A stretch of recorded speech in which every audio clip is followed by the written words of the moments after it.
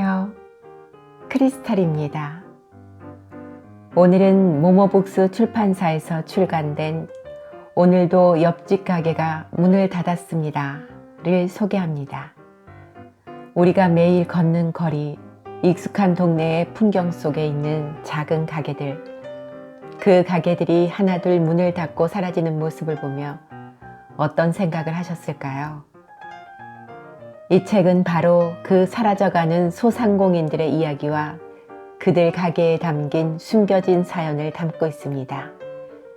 왜 그들은 문을 닫아야 했을까요? 어떤 꿈과 희망을 가지고 시작했으며 현실의 벽에 어떻게 부딪혔을까요? 그리고 우리는 그들의 이야기를 통해 무엇을 배울 수 있을까요? 오늘도 옆집 가게가 문을 닫았습니다는 단순히 경제적인 어려움뿐만 아니라 그 속에 담긴 사람들의 진솔한 이야기를 전합니다. 매일같이 스쳐 지나가던 가게들이 사실은 누군가의 인생과 꿈이 담긴 공간이었다는 사실을 다시 한번 깨닫게 해줍니다. 책의 일부를 함께 하시겠습니다. 구독과 좋아요, 알림 설정은 제게 큰 힘이 됩니다. 1. 코로나가 바꿔놓은 일상. 새벽에 잠에서 깬 수호는 펑펑 내리는 눈을 보더니 헐레벌떡 일어났다. 수호는 동대문으로 출퇴근하는 평범한 직장인이다. 이렇게 눈이 오는 날은 차가 엄청나게 막히기 때문에 빨리 움직여야 했다. 평소에도 차로 1시간 걸리는 출근길인데 눈이 오면 2시간이 넘게 걸린다는 것을 오랜 경험상 잘 알고 있었기 때문이다. 하지만 금세 마음을 바꾸고는 천천히 출근 준비를 한다. 일찍 출근했다고 누가 인정해 주는 것도 아니고 일하는 시간만 더 늘어날 뿐이니 말이다. 그냥 느긋하게 2시간 동안 라디오를 들으며 가는 게 어찌 보면 본인에게 더 도움이 될 것 같았다. 사무실의 도착 시간은 8시 55분. 평소라면 그래도 30분 전에는 도착했을 것이다. 하지만 오늘은 눈 때문에 조금 더 오래 걸렸을 뿐 도착하자마자 수호의 사장님은 잔소리를 한다. 일이 없어도 좀 부지런히 와서 준비하고 신상도 개발하고 그래. 차도 사줬으면 빨리빨리 다녀야지. 사장님은 바로 수호의 엄마다. 수호가 일하는 곳은 부모님이 30년째 운영하고 있는 동대문의 작은 의류 부자재 업체다. 이곳에서 수호가 일한 지도 어느덧 10년이 넘어간다. 수호의 부모님은 1988년 장사를 시작하셨고 IMF, 외환위기, 닷컴 버블과는 전혀 다른 세상에서 승승장구했던 베이비 부머 세대다. 2010년 동대문 거평 프레아가 망하기 전까지는 말이다.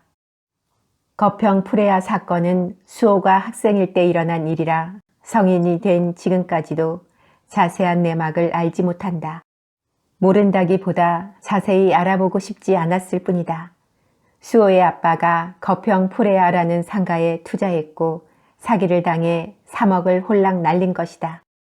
점포를 분양받아 월세를 받을 계획이었는데 거평이라는 회사가 부도났고 돈을 돌려받기 위해 들어간 소송비만 1억은 좋게 될 거라는 이야기를 어렴풋이 들었기 때문이다. 거기에 소유권을 넘기는 조건으로 받은 보상금 30%까지 임차인 연합회 대표가 들고 도망갔다고 한다. 수호의 집이 변하기 시작한 것은 이때부터다. 부모님은 매일 큰 소리로 싸우기 시작했고 빚과 이자를 감당하기 위해 동분서주했으며 정작 잘못한 아버지는 본인이 뭘 잘못했는지조차 잘 모르는 상황이었다. 수호가 좋아했던 집은 순식간에 지옥 같은 곳으로 변했고 존경하던 부모님과 멀어지기 시작한 것도 이때부터였다. 태어나면서부터 부모님 덕분에 금수저라는 얘기를 들으며 자랄 정도로 유복했던 수호는 부족한 것이 없었다. 부모님께서 학교에 다녀가시면 선생님들이 유난히 잘해주었고 학급 반장은 항상 수호였으며 정교 회장까지 수월하게 뽑힐 정도였다. 대학생 때는 유일하게 자취방이 있는 신입생이었고 술자리에선 남에게 빚지는 것이 싫다는 명목으로 항상 수호가 술값을 내곤 하였다. 그래서였는지 그의 주변에는 항상 친구들이 떠나지 않았다. 하지만 아버지가 당한 사기는 수호의 인생을 송두리째 바꾸는 계기가 되었다.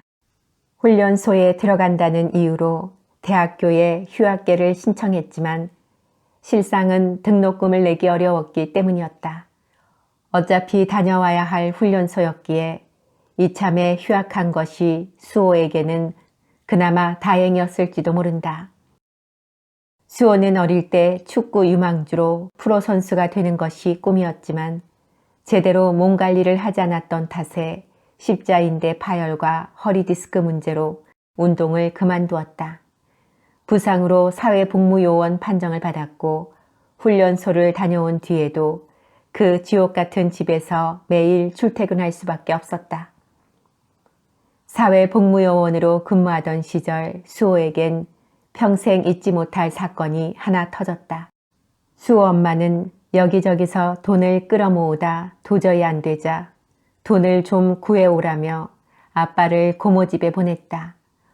엄마의 마음을 아는 것인지 모르는 것인지 수호 아빠는 돈을 구해오기는커녕 고모 집에서 거하게 술 한잔을 하고는 양손에 김치와 수박을 들고 온 것이다.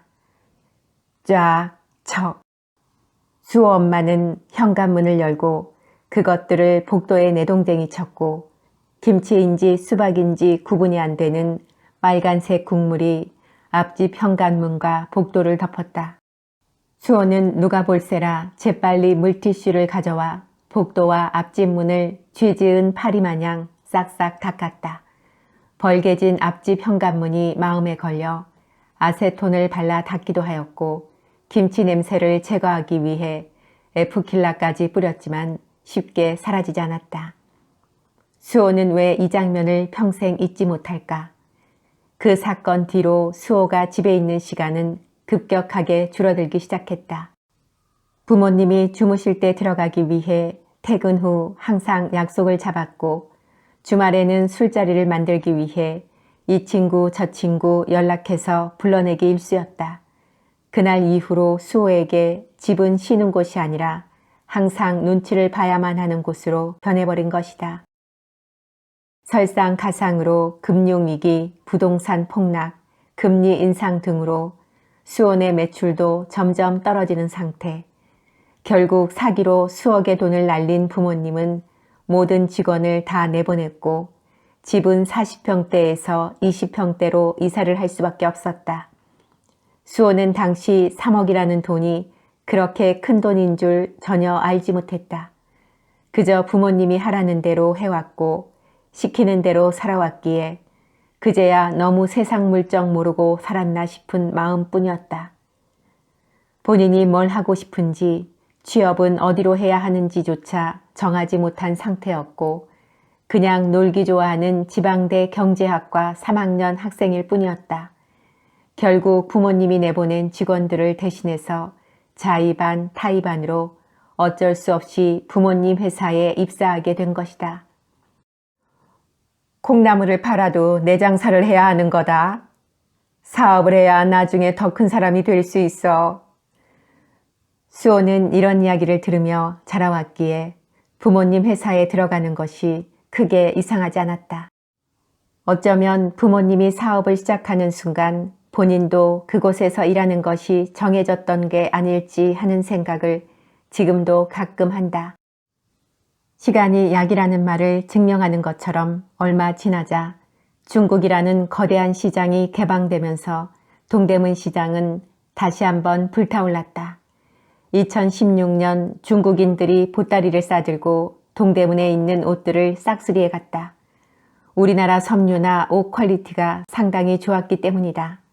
사무실도 엄청나게 일이 많아졌고 1년 동안 외주로 해오는 작업만 해도 기계 한 채를 살 수 있는 값이 되었다. 3년 동안 위주업체에 결제한 대금만 몇 억이 되자 결국 수호 부모님은 대출을 받아 기계를 사기로 결정한다. 사업은 대출로 키우는 거야. 내 돈 가지고 장사하는 사람이 어디 있어. 다 대출이지. 수호 부모님은 항상 이렇게 이야기하셨다. 이 말이 틀린 말은 아니었지만 자영업을 경험해본 지금의 수호는 대출이 얼마나 위험한 양날의 검인지를 이제는 누구보다 더 잘 알고 있다. 수호 부모님은 아파트 담보대출과 신용대출을 모두 끌어모아 자금을 마련하였고 기계를 구입하여 외주로 해오던 작업을 직접 하기 시작했다. 앞으로 꾸준하게 장사가 잘 될 것이라 생각하였고 수호랑 그의 여동생이 이 사업체를 꾸려나가면 되었기 때문에 과감하게 투자를 결정하셨던 것이다. 수호는 이때까지만 해도 자신이 꽃길만 걸을 줄 알았다. 신혼생활 1년 차에 예쁜 딸도 생기고 사무실까지 자리를 잡아가고 있으니 세상에 걱정이 어디 있었겠는가. 하지만 그 꽃길은 얼마 가지 못하고 전부 시들어버렸다. 기계를 들인 지 6개월이 지난 2019년 겨울 중국에서 이상한 병이 생겼다는 뉴스가 보도되기 시작했다. 처음엔 우한폐렴이라고 불렸는데 그것이 바로 지금까지 전 세계를 공포에 떨게 하고 있는 코로나다. 중국에서 시작된 코로나는 사망자 수가 급격하게 늘어나더니 점점 세계로 퍼져나갔다. 코로나가 우리 생활에 어떤 영향을 줄지 이때는 미처 알지 못했다. 2020년 1월 20일 우리나라에서도 첫 코로나 확진자가 발생했다. 이후 전국적으로 코로나 환자는 기하급수적으로 늘어나기 시작했고 사람들이 마스크를 엄청나게 사재기 하는 기이한 상황까지 발생했다. 중국에서 오던 보따리 상인들은 점차 모습을 보이지 않더니 급기야 국경 폐쇄라는 국가적 봉쇄를 단행하였다.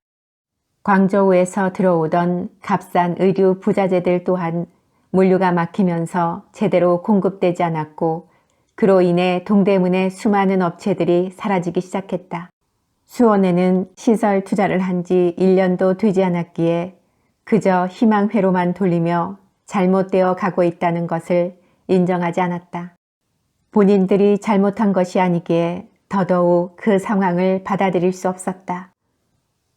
중국인들이 동대문을 방문하지 못하자 이렇게 한가할 수가 없었다. 3년 동안 바쁘게 일하고 움직였던 것들이 오래오래 지속될 것이라고 착각했던 것이다. 물론 코로나라는 전염병을 예측한 사람도 없었겠지만 경제나 시장 상황이 급변하는 것 또한 아무도 몰랐을 것이다. 수원에는 앞으로 어떻게 할 것인지 많은 이야기를 해보았지만 뾰족한 수가 없었다. 기계를 구입한 투자금도 문제거니와 매달 사업장을 유지하는 비용만 1,000만 원이 넘어가는 상황, 거기에 부모님 생활비, 본인과 여동생 월급, 대출 원금과 이자까지 정말 숨이 턱턱 막힐 지경이었다. 그나마 3년 동안 바쁘게 일하면서 모은 돈과 조금씩 들어오는 마스크 작업을 하면서 버텨보는 수밖에 달리 방도가 없었다. 코로나는 갈수록 점점 더 심해지고 있었고 동대문 시장은 모래성처럼 속절없이 무너져 내렸다. 이처럼 코로나는 전 세계를 뒤집어 놓았고 우리나라의 경제를 흔들었으며 수호의 일상을 완전히 바꿔놓았다. 어느덧 1년이라는 시간이 흘러 2021년 2월을 향해 가고 있었다. 2. 우리도 대출받아서 장사 한번 해볼까? 다행히 코로나 확진자는 20년 12월 2.7만 명을 정점으로 찍고 감소하기 시작했다. 새해가 되자 1.6만 명으로 줄어든 확진자 수는 21년 2월 1.1만 명까지 줄어들었다. 진정되는 분위기에 정부도 사회적 거리두기를 완화하기로 결정하였다. 수호 부모님은 1년 동안 버틴 보람이 있다며 다시 중국인들도 들어올 것이고 조금씩 바빠질 것이라 기대하고 계셨다. 하지만 수호의 생각은 달랐다. 1년 동안 온 가족이 한 사업장에 묶여 있다 보니 또다시 이런 위기가 올 수 있겠다는 불안감이 머릿속에서 맴돌았다. 그뿐만 아니라 더욱 걱정된 부분은 중국의 기술이 너무나 많이 발전하여 이제는 한국의 섬유 기술을 뛰어넘는다는 기사를 본 것이다. 코로나로 중국 시장이 봉쇄되었을 때 우리나라 섬유 시장은 거의 정지 상태였다. 개인 디자이너들이 자신의 브랜드를 만들기 위해 좋은 원단과 재질로 론칭하는 것을 제외한다면 한국에서의 패션 산업은 이 시기에 죽어 있었다고 해도 과언이 아닐 것이다. 하지만 중국은 달랐다. 자신들의 기술이 뒤떨어지고 부족하다는 것을 알고 있었기에 내부적으로 끊임없이 노력하고 발전했던 것이다. 코로나가 발생하기 전까지만 해도 패션 산업, 즉 옷이나 가죽 제품들은 메드 인 코리아가 아시아 시장을 지배하고 있었다. 하지만 전 세계가 봉쇄되었다가 풀리기 시작하자 이제는 패션 산업에서도 메이드 인 차이나가 왕이 되어갔다. 퀄리티는 한국과 비슷한데 가격은 반값도 안 했기 때문이다. 수호는 걱정할 수밖에 없었다. 내가 여기서 나가야 한다고 말이다. 환갑을 앞둔 부모님이 나가서 다른 일을 시작하기엔 무리가 있어 보였고 이제 막 1층에 가게를 얻어 장사를 시작한 여동생을 내보내기에도 아쉬운 것들이 한두 가지가 아니었다. 문제는 수호가 몇 날 며칠을 고민해도 본인이 나가서 할 수 있는 게 별로 없었다. 경력을 살릴 수 있는 디자인 계통의 회사들은 사람을 뽑기는커녕 내치기 바빴고 하루아침에 없어지는 업체도 한둘이 아니었다. 수원의 사무실이 있던 5층 상가도 코로나를 견디지 못하고 그만둔 곳이 셀 수 없을 정도였고 건물의 4, 5층은 유령이 나온다고 할 정도로 텅텅 비어 있었다. 뾰족한 수가 없었기에 매일 복잡하게 생각만 하다가 잠드는 것이 일상이 되어버렸다. 오늘도 새벽에 일어난 수호는 펑펑 내리는 눈을 보더니 또다시 헐레벌떡 일어난다. 하지만 2년 전과 마찬가지로 금세 마음을 바꾸고는 느긋하게 출근 준비를 한다. 언제나 마찬가지다. 일찍 출근했다고 누가 인정해 주는 것도 아니고 일하는 시간만 더 늘어날 뿐이니 말이다. 한 가지 달라진 것이 있다면 출근하며 몸이 건조하게 듣던 라디오나 음악이 아닌 정보를 습득할 수 있는 부동산 팟캐스트를 청취한다는 것이다. 코로나로 일상이 바뀌면서 수호도 나름 자기계발이라는 것을 시작했다. 그냥 한가하게 노는 사람으로 보이지 않으려는 의도도 조금은 숨어 있었다. 그리고 집값이 오르면서 자연스럽게 부동산에 관심을 가지게 되었고 공부를 시작하게 된 것이다. 사무실 주차장에 도착하여 내리려는 순간 듣고 있던 부동산 팟캐스트에서 수호의 가슴을 뛰게 하는 멘트가 흘러나왔다. 집에 깔고 앉은 돈이 너무 아깝지 않나요? 실거주로 깔고 앉은 돈을 활용하세요. 자산 재배치를 하고 남은 돈으로 투자를 하여 노후를 대비하세요. 오케이, 이거다. 수호는 번뜩 좋은 생각이 들었다. 입에 오른 집을 팔고 월세로 이사한 뒤 남은 돈으로 사업을 하는 것. 내가 왜 이 생각을 못했지? 역시 사람은 공부를 해야 돼. 수호는 들뜬걸음으로 사무실을 향한다. 이것이 수호에게 어떤 시련을 불러올지 그 누구도 알지 못했다. 퇴근 후 수호는 집에 도착하자마자 은채에게 좋은 생각이 떠올랐다며 맥주를 가지고 오라고 한다. 펑! 맥주 따는 소리가 수호의 기대만큼이나 크게 울려 퍼졌다. 우리 이 집 많이 올랐으니까 팔고 월세로 이사간 다음에 남은 돈으로 장사 한번 해볼까? 오빠, 우리 집 매수한 지 아직 2년 안 지났어. 지금 팔면 양도소득세만 60%라고. 세금으로 절반 이상을 내야 해. 경매 배운다는 사람이 아직도 그걸 몰라? 공부를 제대로 하고는 있는 거야? 양도소득세? 들어본 것 같기는 한데 경매는 세금 다 내면서 한다고 해서 전혀 생각을 못했네. 얕은 지식과 수박 겉핥기식으로 배워온 수호의 부동산 공부가 들통나는 순간이다. 수호는 민망했는지 은채 앞에서 고개도 잘 들지 못하고 맥주만 들이켰다. 자신의 공부가 빛을 본다고 했던 생각은 그날 저녁 와이프의 말 한마디에 바로 꺼져버렸다. 사실 경매는 수호에게 잘 맞지 않는 종목이었기에 제대로 공부가 진행되었을 리 없었다. 식당에서 메뉴판 달라고 말 한마디 못 꺼내는 성격의 수호가 법원을 들락날락해야 하고 집주인을 쫓아내야 하는 명도를 한다는 것은 어려운 일이었다. 하지만 부동산 공부는 계속하고 싶었다. 부자는 되고 싶었으니 말이다. 다음 날 수호는 출근하자마자 경매가 아닌 다른 투자 방법을 제대로 공부하자는 마음으로 여러 가지 부동산 교육과정을 찾아보았다.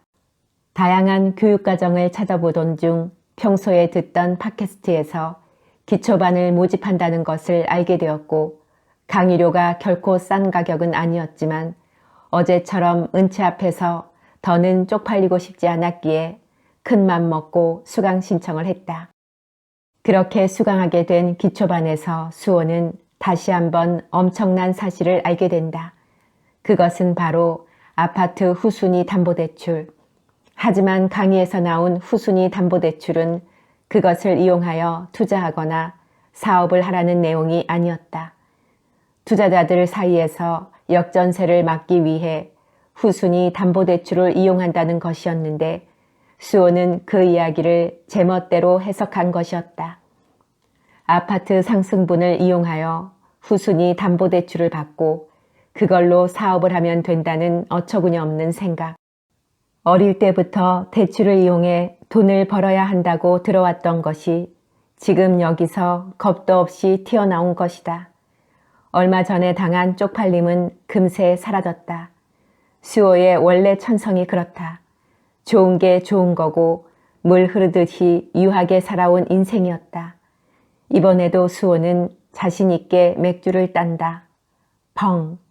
저번보다 더 큰 소리가 난다. 우리도 대출 받아서 장사 한번 해볼까? 집을 안 팔고도 할 수 있는 방법을 알아냈어. 후순위? 집 담보로 빚낼 생각 추호도 하지 마. 우리 이 집 살 때 기억 안 나? 대출 빨리 갚자고 만기도 15년짜리로 한 거잖아. 매달 상환하는 금액이 높아서 DSR 때문에 마이너스 통장도 안 뚫려. 그런데 여기다가 후순위까지 받자고? 제정신이야?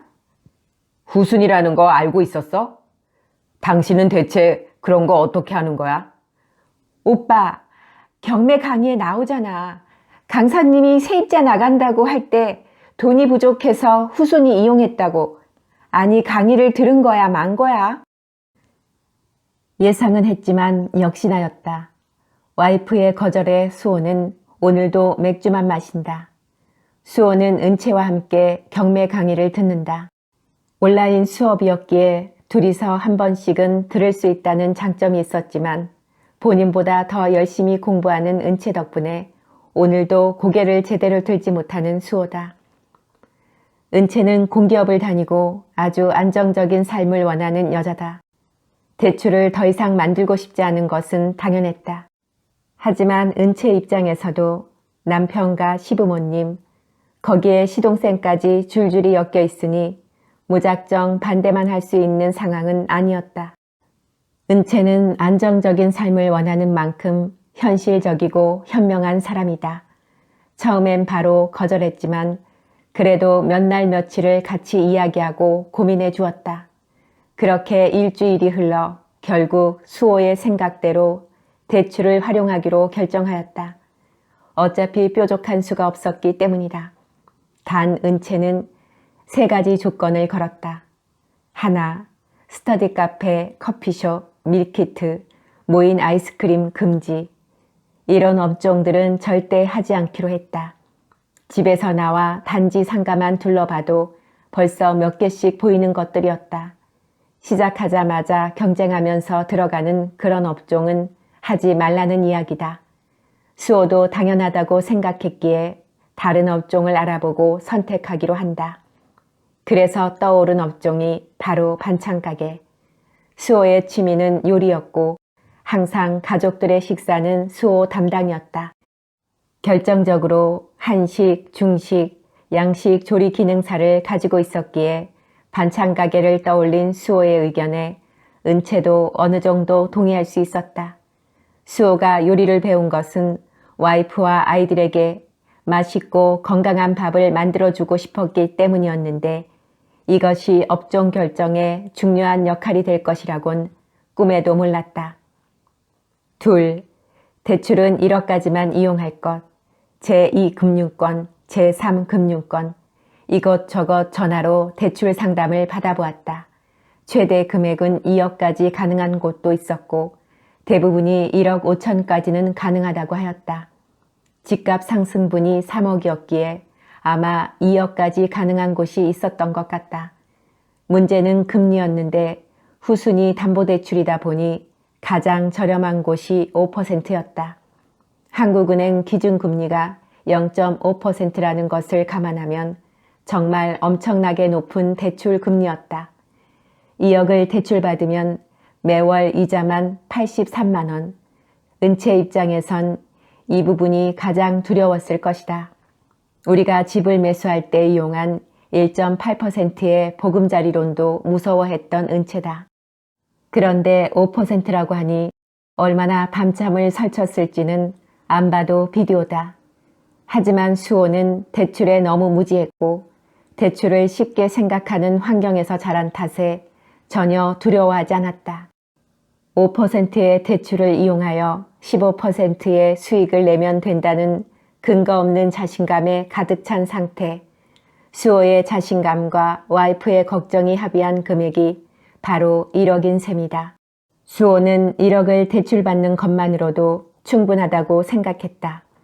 1억이면 웬만한 가게 하나는 차릴 수 있다고 믿었기 때문이다. 셋, 금주 금연할 것. 수호는 결혼하기 전 집에 들어가기 싫어 항상 술 약속을 만들었다고 했다.